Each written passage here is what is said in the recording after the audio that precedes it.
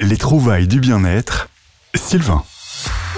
Aujourd'hui, dans les trouvailles du bien-être, je vais vous parler d'un objet que vous avez déjà forcément entendu parler, c'est l'extracteur de jus.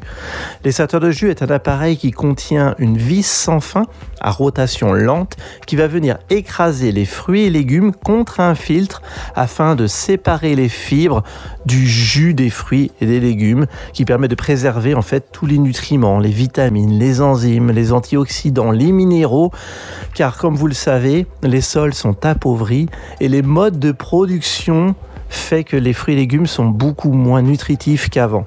Donc là, vous allez pouvoir avoir un boost de nutriments pour pouvoir nourrir votre organisme.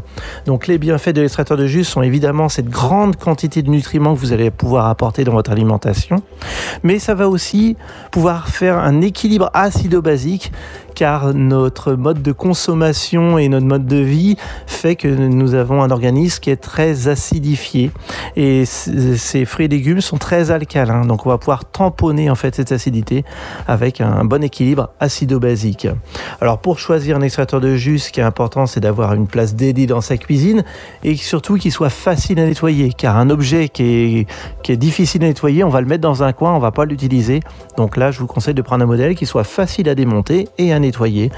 Après, dans la vitesse de rotation, je déconseille de dépasser les 60 tours minutes pour éviter l'échauffement. Est-ce que l'échauffement, c'est ça qui va détruire les enzymes et certaines vitamines en fait des aliments. Donc une vitesse lente, en dessous de 60 tours minutes, c'est très bien.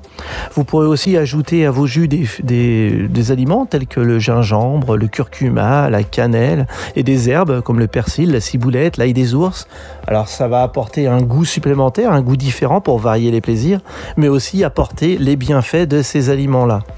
Vous pouvez également faire des soupes chaudes, par exemple, en prenant un tiers des aliments que vous allez faire chauffer, que vous gardez crus, que vous pourrez aller faire en jus.